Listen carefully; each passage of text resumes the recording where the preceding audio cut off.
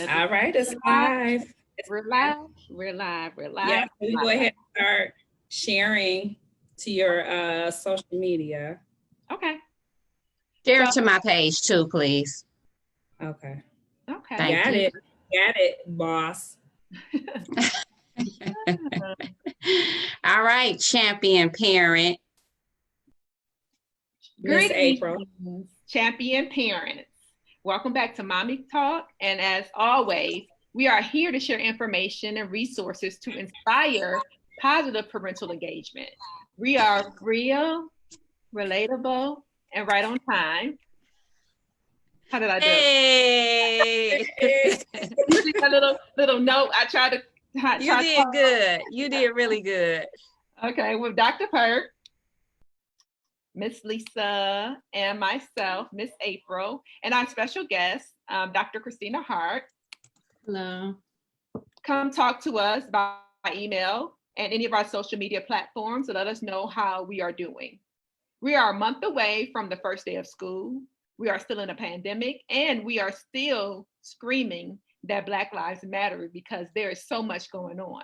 We want to know what are the conversations in the community, what are the medical professionals saying about what is going on today, and what are the concerns of parents? Please chime in and ask a question. Today we have two Dr. Kristinas in the house. Hey, two Dr. Right. Hey. It's such an honor to even be called a doctor. So yeah, that's really something to, congratulate and give shout outs. Thank you. But Dr. Kristina Hart, we're excited to have her. She's a fairly new champion parent, champion wife, also a third-year medical student at Wayne State University. And she's all around a very sweet young lady. Hi, everyone. Welcome, Dr. Hart, Kristina Hart. Yay. Okay, so we are definitely glad to have you, Dr. Kristina Hart. I just love saying doctor. So can you tell us a little bit about who is Dr. Kristina Hart? Well, I'm Detroit born and raised, and I've been here for forever, but I am trying to escape once I graduate. I want to live in California. But I do appreciate Detroit because it made me who I am, and it gives you that resilience, and I'm able to press forward through anything. I'm a mom. My son will be 1 year old in another week. His birthday is August 16th. So I'm really excited about that. I'm a wife. I've been married for 9 years now. I'm a friend. I'm a member of Delta Sigma Theta Sorority Incorporated. I'm community oriented. I love doing things for my community. I love being engaged. I'm an activist on levels that I can commit to, but I hope to be more active once I get my degree and I have more time to do more things. And I love to travel. That's one of my biggest hobbies. And what else? And then this year, I'm actually going to be starting a foundation called Heart Humanity.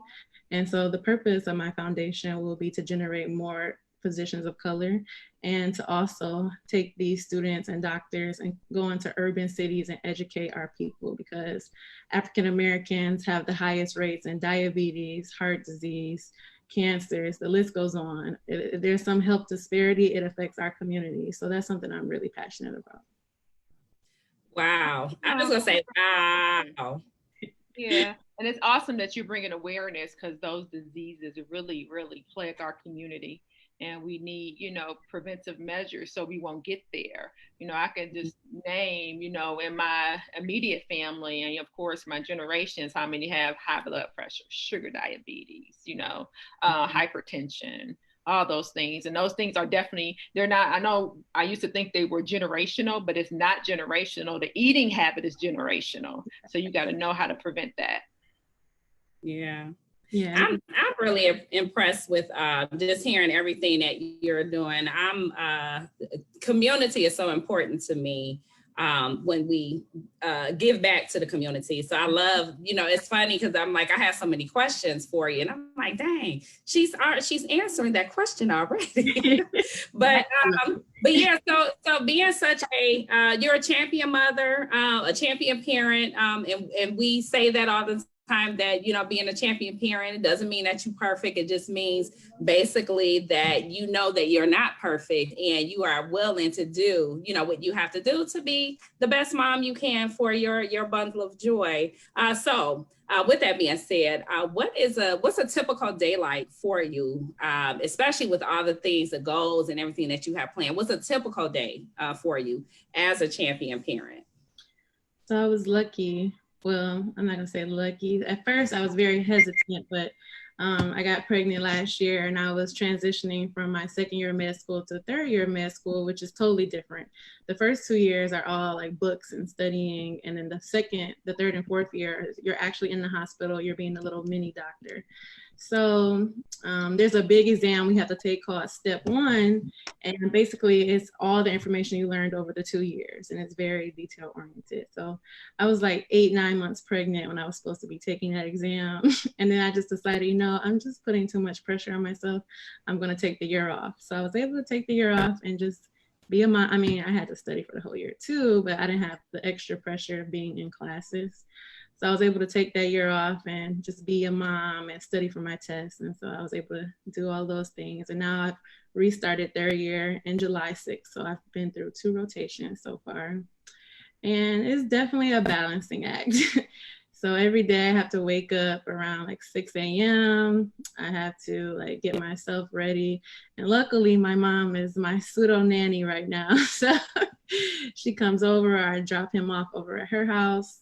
And then I go to the hospital, I do my shift, and then I do my shift, I work with patients every day. I'm learning about different cases and different diseases. And then after I leave the work day, because basically I'm like working for free, and then I have to go study for some hours because everything I learned in the hospital, I have to learn other things outside the hospital as well, because after every rotation we're still taking exams. So I'm taking exams every 3 to 6 weeks, and so I have to find that time to study, and then I have to come home, and then I have to do dinner. I have to read to my child a book. I try to read him at least 1 book a day. He's walking now, so we practice walking, and then I'm trying to incorporate more exercise so I can lose some weight. So I try to like walk him in his stroller. We walk around for like 2 miles, and then we do bath time and we do bedtime. And then I try to do some more questions for school, and then I go to sleep, but sleep is very limited. And that's my typical day. Wow.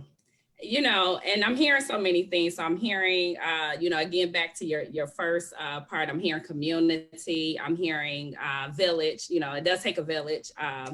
And champion parents, those of you that are listening, if you don't have a village, sometimes we have to kind of network and reach out to others that may be in a situation like us. But you are blessed to have your mom, and it's a balancing act. I hear that as well, because even in having a village, it's still a balancing act.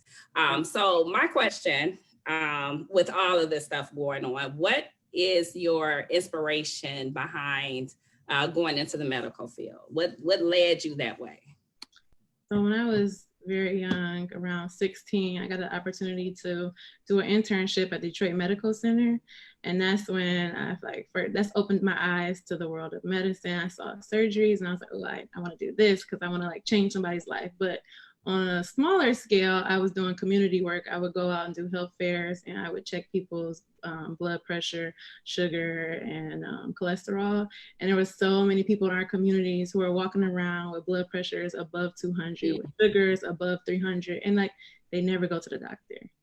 And so that's when I was like, okay, I need to be the change that I want to see. Like, I want to see people live longer, healthier lives. So from that point forward, I was sold on medicine, and it's been a very long journey for me because I went away to school. I went to Brown University. I did my 4 years, got a bachelor's in neuroscience, and then I stayed a 5th year and got a master's in biotechnology. But I didn't get into medical school right when I thought I deserved to be. So I was being lazy, and I was like, I don't want to retake the MCAT. And so I went to a Caribbean medical school for 1 year. And once I got down there, I was like, I don't know if I should have did this, but I was like, whatever, I'm here already. But you have to take out private loans to be there, and you have to take them out every semester. So when I got to got to the end of my first year there, everything is private loans, everything is credit based, I didn't have the money to stay. So I had to leave. And so like, of course, I was like devastated, but I was like, you know, this is my goal. I'm going to figure out a different way. And I think that was just like God getting me to like, okay, you're not supposed to be down there anyway. You just wanted to rush the process. So I came back to America. I like did research, and then I got back into medical school and I had to start all over. But it's been a journey, but it's been something that I love doing. So your credits didn't transfer from the Caribbean school to Wayne State? No? Okay. I had to start all over. Wow. But But you gained experience and you learned a lot, right? Yeah, definitely. Those lessons, you know, you learned them lessons. That's right. And I'm hearing maybe a possible motivation for your organization that you want to start. Is that kind of where your motivation came as far as wanting to reach out to a certain different demographic of young people so that they go into the field of medicine as well? Can you tell us a little bit about your foundation that you want to start? So I'll let you describe it better. So it's going to be called Heart Humanity Foundation. Right now I'm in the process of getting it approved to be a 501c organization. So I have like all my paperwork. I'm just waiting for the government to get that stamp of approval. But yeah, basically my whole life's journey is what sparked it, because I did have like a lot of bumps in the road because no one in my family, like my parents didn't go to college. Like nobody in my family is a doctor or has been a doctor. So nobody could tell me how to get here. And it was really shocking to me. Like when I started at Wayne State, we have a white coat ceremony where we get these coats, and whoever is a doctor that you know, they could put it on you. And I want to say like 50% of my class parents were doctors, and they were coding them, and they were people who had like generations of doctors on stage with them. And I thought that was like really crazy to me. Like, wow, you have these people who can tell you how to do it all. And I knew how to get there, but still having that mentorship is a big difference. Mm-hmm. So, you know, since I didn't have it, I want to make sure the next people have it. And in America, it's only 2% of physicians are Black. It's such a low number. And then you think about when you go to the doctor, I don't know if you guys have Black physicians or not, but a lot of times we don't, and they just don't get it. They don't understand where you're coming from. They can't relate to you, and that can impact your care. So that's something that I'm super passionate about. Yeah, and I'm fortunate to have a Black physician, but I can relate to like just years and years of having, you know, other, you know, physicians. So so I want to just quickly give a quick shout out to our viewers. Viewers, thank you so much for tuning in. We have Dr. Kristina Hart. If you have a question for Dr. Kristina, please put it in the chat and we will answer to the best of our abilities. And so I see you all chiming in. Thank you for chiming in. And so, so next, another thing you touched on that's really important is your health. You know, you talked about your health and trying to get back in shape. And with everything that's going on right now, it is so important, you know, and here you go, note to self, but it's so important that we keep our health together, that we try to eat the right foods and, you know, get enough exercise and, you know, all that good stuff. And so, how does your family fit in to, which is kind of a repetitive question, but how does your family and even your husband, as far as your support system, how do they factor into what you're doing? Well, they help me out a lot. Like I wouldn't be able to do half the things without their support. But my husband, he's decided to pursue some of his education and personal goals. So he's actually moved to Arizona. So it's been kind of challenging because I'm kind of like a pseudo single mom right now. And I can like send my son out there, but I'm just, because of COVID, I'm like, I'm not sending him anywhere. So it's kind of challenging to like live separate and try to figure it all out, but we just do the best we can. And hopefully at the end of our 2 years, we both come out with, you know, fulfilling our goals that we want for our personal lives. Absolutely. And it will definitely happen. Yeah. So speaking of COVID is still here, and COVID is doing whatever it wants to do. So what is the conversations like between you and your colleagues and your classmates? What's the topic, or what do you all feel about what's going on? There's just a lot of frustration that we don't have clear guidance from the national government. It's so terrible the way that our current occupant in the White House is leading the country, because everybody's so divided, and science is not something that should be divided. It's not a political issue. Wearing a mask is not a political issue. It's a way that you can help your fellow man. And so we all wish that instead of trying to say, is this red or blue or whatever, that people just realize like, hey, this is something that I need to do to make sure I'm okay, that my family's okay, and that my neighbors are okay.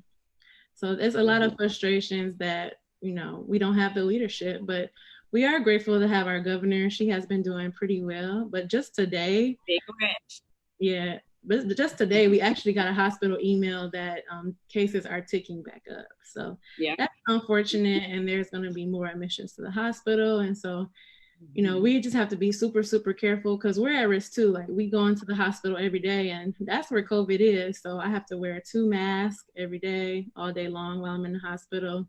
As soon as I come home, I have to take off. I actually cannot wear my white coat in the hospital because they say like it's another layer for germs to attach to. So I just wear scrubs. When I get home, I take that off. I take my shower, and you have to just be very, very careful, constantly hand washing. It's super, super important for me and for everybody else. Hand washing is key, making sure that we don't touch our faces. And wearing that mask. Hard not to watch. I just realized, I'm sorry to cut you off, but I'm always touching I never realized how much I touch my face. They say the human touches your face like hundreds of times a day. So it's something that, you don't think about, you just do it, and next thing you know, it's in your eyes. Exactly. Yeah. And I can say the same thing, because as you were talking, I'm like, so it's definitely a bad habit. And it's funny because a lot of, absolutely. And a lot of the things that we should be doing a lot of this stuff already. Like, like I always have to tell my children, when you come inside from the outside, like your clothes, like don't go lay across your bed in your clothes that you've been around a whole bunch of people this April. I got to work on that. I just be so tired. I just need to take a nap. I really have to work on that. I saw a video years ago, and they I wish I can see this video. I remember the name of it, but it's like they did all this like micro imaging where you could see like the germs and stuff. That was like, oh my God. And it was the live microorganisms, if I'm saying it right. But yeah, that was kind of creepy. So that's something that has always stuck with me, and if I would lay across my bed, it's like, okay, you need to, go wash the covers, especially before you call yourself going to sleep. Cause you sleep, and it's a whole crazy hot mess. So speaking, anxiety, that's something that's going around, and it's like, God, we were talking, I didn't even think about the aspect from the doctors. Like we were talking about mental, like therapists. We were saying that everybody's gonna need therapy when it's all over. I mean, I'm sure people need therapy now. And we were even saying that the therapist is gonna need therapists, but it's like, God, the doctors need therapists, because you guys are right there. And it has to be frustrating. And we know it's frustrating to be in a position where people are expecting you to know like so much. And it's like, there are really no clear answers out there. I mean, I'm glad that they're talking about a vaccination, but like, I don't really know how I feel about a vaccination anyway. So they can go right ahead and, keep on moving. So, yeah, that's how I feel. Yep. So, yeah. So, okay. So I'm sorry. Oh, go ahead. We have somebody in the chat, Darnice Wilkinson. She said she need a mentor for her daughter. Her daughter wants to be a doctor. I would love to be a mentor. You can reach me at ay2124@wayne.edu. That's my school email, and you can just send me the information there. That's the best way to. Is it okay if I put it in the chat to her? Yes. Okay. It's ay2124@wayne.edu. Okay. And I'm gonna do Darnice one even better. Darnice, this is Michelle Broughton's daughter, who is on the DFT exec board. Hello, shout outs and kudos to Michelle Broughton for raising such a scholar, such a wonderful young lady. Yes, so thank you for doing your part as a champion parent and putting some goodness back into the community. Amen. Yeah. Yes. Yep. So, yeah. Yep. So, okay. So again, back to, your colleagues, we know that they have questions and they feel a certain kind of way. What's the conversations like even in your community or amongst your family and friends? Yeah, well, I have so one friend I have, he actually has asthma. So just this whole thing, he was very concerned because he has an underlying condition. So people who have underlying conditions need to be super safe, but at the same time, you do still have to live your life. So like you said, anxiety or like depression, because we all are humans and we all need human interaction. So it's understandable that people want to get together, but you have to do it in a smart way. So what we do is like if we meet up, we try to go to restaurants that are outside. Or we I only meet up with a certain select group of friends who I know we're not out here doing risky behaviors and we trust each other. But still at the end of the day, like COVID, you can't tell if somebody has COVID. Like of course if someone is sick and coughing, you can see that. But there are people who are just carriers and who are spreading the disease. And we know that one person, if they have it and they're positive, they're gonna spread it to at least 2.5 people. And if they live in the same household with that person, that whole household is probably going to get it. So it's very, very important to be cautious, but it's still okay because we have been in quarantine for so long. At the beginning of quarantine, I was very, very strict with quarantine. Like I was staying in the house, I wasn't doing anything. But now I have laxed up. But anytime I'm going out in the crowd, I gotta wear that mask. Like there's no if and or buts about it. I'm wearing that mask. If I'm meeting up with friends that we have an understanding, then I don't wear my mask. And we are doing things in small numbers or in outside activities. So that's a good, speaking of friends, that's a good, that I kind of want to go to that, because you're a millennial.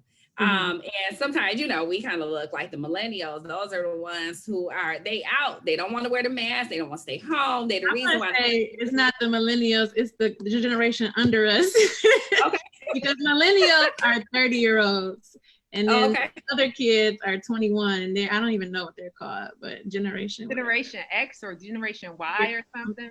I don't know. Maybe Y, because X was like, yeah, those kids don't listen, but us 30-year-olds. Well, I'm 29. I'll be 30 at the end of the year. So I just got a little time, but I will say, just the younger population, it's kind of hard to get them. Well, I know people who are still like going to bars and they want to go to hookah lounge. And I'm just like, that's not smart. It's not a good idea. But people it's very scary, and they, don't see the severity of what's going on, even though, there are more reports coming out that people from the age of 21 to 30, then you got there's a different report of those who are 20 and under, so there's somebody in each generation, who have succumbed to, to this virus, So it's scary, So with that being said, I know you hear that there's a lot of talks, with the schools and everything, with schools reopening. There's some choices in certain districts where parents and teachers where they can or parents can elect to either do hybrid or what's the other one? Hybrid, face-to-face or online. So do you have any thoughts on that as far as the possibilities of schools reopening? Do you guys think it's a good idea, or do you think it can happen, or should it not happen? What do you feel? So personally, I think it's a bad idea, but I understand the challenges what parents have to work. But it's so many different layers to it. So I want to understand, like, if you're like a single parent, you have to work, you don't have anybody else to help you, you're in a real bad pickle at that point. And then now myself, I am going to be sending my son to daycare, but I feel like daycare is a different situation because it's a class size of 12 kids. So it's not like it's a lot of kids that are going to be there. But for instance, DPS, that's a class of 40 kids. That just doesn't make sense. But at the same time, I am concerned about the kids because what are they really learning at home? A lot of kids don't have the extra support to have, for mom to be she has to work, get the money, and then be the teacher. It's really hard. So I really don't have answers, but I do think that online would probably be, not even for, well, we don't know. We have to see how the virus acts. But if we could just start online, just maybe for the first couple months, that's probably a better solution than going straight to class. Because if we take everybody back to class, it's going to be quarantines. You're going to have to sit out. Like, kids do not listen. Kids are not going to be wearing masks. And then you're putting the teachers at danger. You're putting their families at danger. And then that's just the whole city at that point. So, Dr. Kristina, I have a question. So what makes you feel comfortable sending your child to a daycare? They have different protocols, and the biggest thing is that it's a small class size. If it was a big class size, I wouldn't feel comfortable with sending him there. Yeah, Danae, I know my friend has a daycare. They take the temperature. Yeah, they have staggered drop-offs, so nobody can congregate at a certain time. And so we'll see how it goes. I mean, I'm hoping that maybe my mom could just keep watching him, but if DPS goes back, then I have no choice. Yeah, that's what I'm saying. A lot of parents just don't have any other choice. So yeah. And I think that, you know, by it being a national pandemic, maybe, you know, hopefully if our legislation, if they're listening, maybe they can provide, you know, more supports, you know, because this is a pandemic. It's no one's fault, you know. It's unexpected, you know, where I know from us little people, it's unexpected. We don't know where it came from, but, you know, if more supports can be offered, you know, even if like special ed children, you know, we know it's better for them to do hands-on, but if they have to be in front of a computer, if they have to be face-to-face, you know, there are other options that could happen. Maybe there can be consultants that, you know, can reach out, you know, and do some one-on-one, you know, even virtually a one-on-one would be, you know, successful. So I don't know. And I think that your uncertainty, it's normal. It's okay, because this is, you know, we're all uncertain. Like, I mean, it's just normal, you know. Sure. So Dr. Kristina, one of our champion parents out there just wrote in, and they just wanted to know, where do you get your energy from? Basically, how do you how do you maintain your energy level with everything that you said? So that's what they just wrote in. I mean, it's probably not the healthiest thing, but I drink coffee every day. And shout out to my coffee sister. Coffee every day. Yeah, but when you're doing something that you enjoy, it's easier to, you know, participate in those activities. When you're doing something that you don't really like to do, then if you're tired, you're gonna be drained. So when you're doing things you're passionate about, it kind of helps fuel your energy. And then my son, he's so energetic, so I have no choice but to be energetic with him too. I'm sure 1 year old. Yeah. That's a lot, yeah. But it's a blessing. It's a blessing. And I like what you said earlier in the conversation, that as a champion parent, you will make a way. Mm-hmm. That, you know, and I think that all champion parents out there need to hear, no matter what, you're going to make a way. And I think that's important. I think those words right there should just encourage any of our listeners, no matter what your situation is. Like Dr. Kristina said, make a way, because you can do it. You can do it. Yeah, so we have a question from our viewers on Facebook, Mr. Orlando Bogans. Hey, Mr. Bogans. Hey. Last week, I see you was getting with it with the shoulders and everything. But he said, as the medical staff members are learning, there's a hike in the numbers. Are hospitals being prepared to treat and care for patients, like with ventilators, staffing, etc.? Yeah, right now we really don't have a concern about supplies. We're like stocked up, but of course, if it gets to be overwhelming like it was in New York, that's when they start building up Cobo Hall with the extra bed. So I don't think right now there's any worry about ventilators or anything like that, because we had that initial panic and they created plans and systems. And so now people know what to do now, versus when it first happened, everybody was like, we don't know what this is. It's really funny because when I had to study for my exam, we learned about all the viruses, all the bacteria. Like coronavirus is not a new virus, it's a new strand. So when we were learning about it, we have like these videos to help us remember things. The coronavirus video prior to this strand was 2 minutes long. So like it was like a blip on our work, like it wasn't on anybody's mind. So it's not funny, but it's just really interesting how this little virus has turned the whole world upside down. Mm-hmm. Yeah, It definitely has. And I think that we're learning, I don't know if I would say learning or becoming more knowledgeable, because everything, it changes. I saw a commercial. I saw a news article where it said it's in your ear. Coronavirus can be in your ear, or I don't know. Yeah, literally, I get an email every morning. I'm like on different what do you call it? Basically publications. They send me emails every day about different research and stuff. So literally every morning I get a new article about something else they've learned about coronavirus. Wow. Yeah. And there has been like a lot of changes. We were just talking about last week how they were talking about with the antibodies, that, the antibodies was supposed to be something that, almost like a vaccine, like you were straight for a while. And I was actually on Facebook earlier today, and there was a young man recovering from his third time having COVID. And I want to give a shout out to one of my college buddies, Noble Lee Major. He is my brother in Phi Alpha fraternity, but he's recovering. He put a post on Facebook. He actually shared a song, but he just went through his second bout with COVID, and he was on a ventilator. So listen, shout out Noble Lee Major. We love you. We're so glad, and just take your time and go ahead and get well.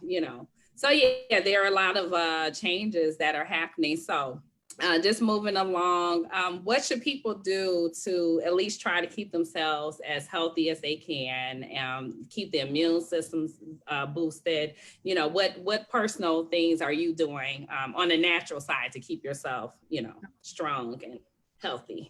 It's really important to drink lots of water. It just keeps everything moving out of your system. And it's important to have antioxidants. So what is antioxidants? Those are vitamins that's going to help boost your immune system. So that's vitamin C, vitamin E, are the two. Vitamin A. Vitamin A too, but I don't think vitamin A is really going to help you with COVID per se. Or vitamin B. I think it's vitamin B. Is it vitamin B or vitamin B12? Several vitamin Bs. Vitamin A, B, C, D, E, F. Well, there's 4 fat-soluble vitamins. That's A, D, E, K. D is for bones. K is for your blood to clot if you need that. And then A is more so for your eyes. It can help with some immune stuff, but it's more so for like your eyes. And then E is vitamin B. I take a vitamin B12. So vitamin B is our water-soluble vitamins. So it's B1, 2, 3, 6, 9, 12. There's several B vitamins, and they all do different things. But they're helpful. But the top 2 antioxidants are C and E. So how do you get that? Of course, you could take a daily multivitamin, or you can do it naturally. You can eat a lot of citrus fruits, oranges, grapefruits. Blueberries are good for the immune system, and veggies. You want to eat spinach. What about sea moss? I don't know about that. I forgot. I gotta drink my sea moss. Right. That's like a trend. But I don't dabble in supplements, because I will say, I personally don't like taking pill vitamins. I like to get it from the source, because pill vitamins are not FDA regulated. So you really don't know what you're absorbing. Like they say, oh, it's this or that in it, which, it might be in it, but it might not be in it. We don't know. We're just giving you a baseline. So of course it's beneficial. It's not beneficial. But if you're getting it from like an orange or some spinach, that's going to absorb in your body way better than the pill form. But I think it's both. And that was something I just had a conversation with a nutritionist because Zinc. Zinc is really good. Oh, that's what I was going to ask about zinc. Now, listen, I took some zinc pills by itself in isolation. It had my stomach messed up. Like my stomach was just really cramping and just really weird. It can do that. It's better to take it with maybe orange juice. Okay, maybe I'll try that. I do a multivitamin that contains zinc, but when I took that zinc by itself, yeah. Oh, yeah. Mm-hmm. Yeah, you want to probably take it either with like a cracker or like some type of juice. Okay. Miss April, I know what I'm getting you for Christmas. What? Some vitamin A. Girl, I got all these vitamins. If I was upstairs, I'll show you all the vitamins I take. I take at least literally about 10 vitamins per day. That's good. Mm-hmm. And then on top of that, I do a liquid vitamin. Okay. So that was a conversation that I just had with a nutritionist. And just as you brought up, Dr. Kristina, that because I'm not a big supplement person either. I prefer to get it from the source. The sea moss that I've been taking, and although it's a trend, but it's natural sea moss. It's not the pills or the gummies or anything like that. Because they were explaining the same thing, that a lot of those things are, what's keeping the powder together is a chemical, that has to keep the powder. And those are one thing that FDA they don't have to go through FDA approval. They can push anything as a supplement or a vitamin, so, thank God that there are some companies out there that are reputable, even as a company you use, Miss April. So there are some reputable companies, that sell legitimate vitamins, but, we know that there's people out there that's trying to make some money, and they'll push anything. Okay. So yeah. So you've already told us about your foundation, but I want the listeners to hear about it one more time, because we want to know what's next for Dr. Kristina Hart. What do we have? Oh, she's graduate from med school. She's about to become doctor. She's about to start her own foundation. She's about to mentor Ms. Darnice Wilkins. No, just kidding. Okay, so here you go. You got you a public relations person, Miss April. Yeah, so I'm in my third year. I have to go through, like I said, so they train us to do everything. So far, I've done family medicine and ambulatory medicine is focusing on chronic diseases. So like hypertension, diabetes, things like that. It's like an outpatient clinic. And then I'm doing surgery, and then I have to do pediatrics, OB-GYN, psychiatry, neurology, and then this year will be over. And then I'll choose what type of doctor I want to become. And then I'll do my fourth year, which I will do like electives and whatever specialty I want to pursue. And then I'll be getting on the job market and trying to find a residency that will take me. So I'm sure. School plan. And then as far as my foundation goes, I'm just like waiting to get back my paperwork, but I already do have a website. I'm not paying for it. It's hearthumanity.weebly.com. And that's just like my startup website. But wait, say that one more time. You said Heart Humanity. HART humanity.weebly.com. Oh, Weebly. Okay. Weebly.com. Okay. So that's my website. Also, if you want to contact me through there, there's a contact form on there. And if you want to learn more about my foundation, all the basics are on that website. And so over the years, I'm going to be working on refining what I'm exactly trying to do. Once I get my approval, I am going to start fundraising for a scholarship endowment. And then in 2025, that's when we will start giving out scholarships. So for the next 5 years, I want to work on events to raise money and also do free health community events to educate our people. And that's nice. Yay. And a mom for my son and a wife. Wow. Well, I'm going to say this. I'm very proud of you, and I'm listening to everything you are saying, and I'm just so excited to see what's next. So Dr. Pert had a question.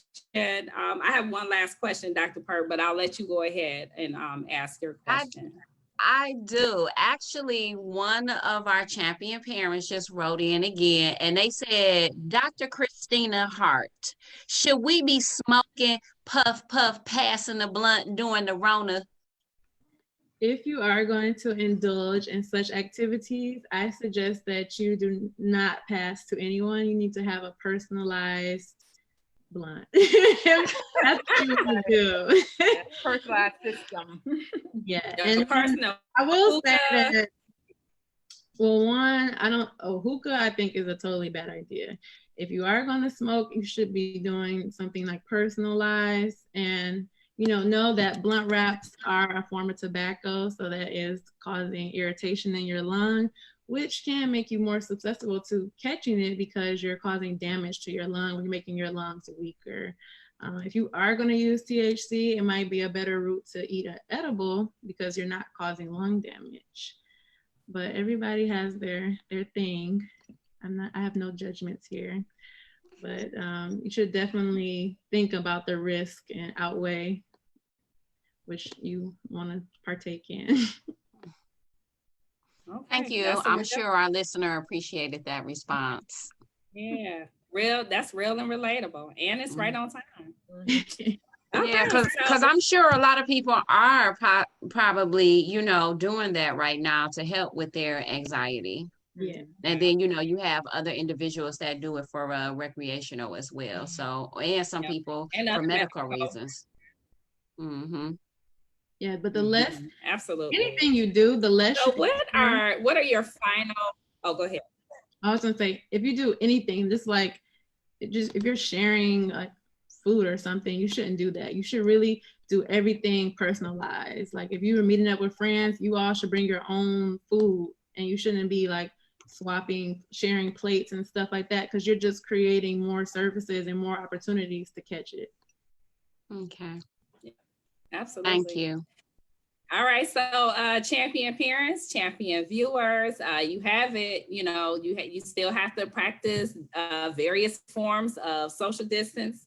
You should not be sharing things that go into your mouth with the next person. You should have your own things. So do you have what are your final thoughts for our viewers, champion parents, future doctors?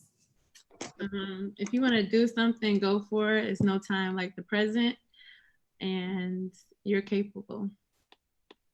Awesome. That is very awesome. So as always, champion parents and our viewers out there, we really appreciate your support. Although the primary elections are over, we still need to be ready to vote. November, we have to vote in November. So get your cheat sheet together and study your candidates, and let's vote out for those who have overstayed their welcome. All right. Does that make sense? Does that make sense what I just said? Yes. All right.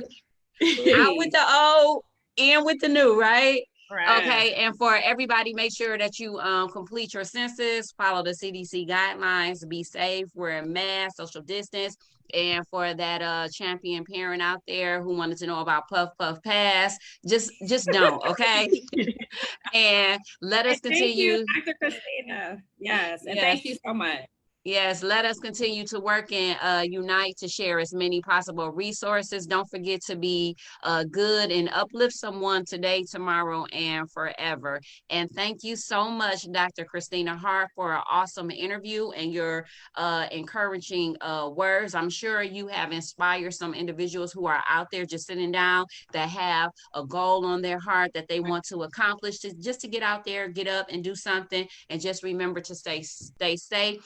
And continue to visit our website and all of our social media platforms. That's www.mommitalk.com. I spelled it out this whole time. I'm sorry. That's mommitalk.com. All right. Hey, hold on. Because we're real, relatable, and right on time. Go ahead, April. Just one more time for the road. Just one more time. Just one more time. Just hit that one note. Come on, Dr. Kristina. You got to do it for us one time. Come on, Dr. Kristina. Oh, what is it? Go ahead. Why April singing? Go ahead. Relatable. Relatable. Right on time. Right on time. Hey. And you know what? Since we putting people on the spot, go ahead, Car. I know you have this song that's been on your heart. You know. Go ahead, Car, for the road. Yeah, come on. We all gonna be your champions, you know. Listen, she is so silly. We were on the phone real quick. I mean, just acting silly. So what is the song? Oh, thank you for being a friend. Hey. Travel down the road and back again. Your heart is true. You're a pal and a confidant. Hey, what's the rest of it? And if we threw a party, we invited everyone we knew. All right. You must see the biggest gift would be from me. And the card attached would say, thank you for being a friend. Hey. Thank you, champion Points parent. out the window. Cool points go. I swear to God,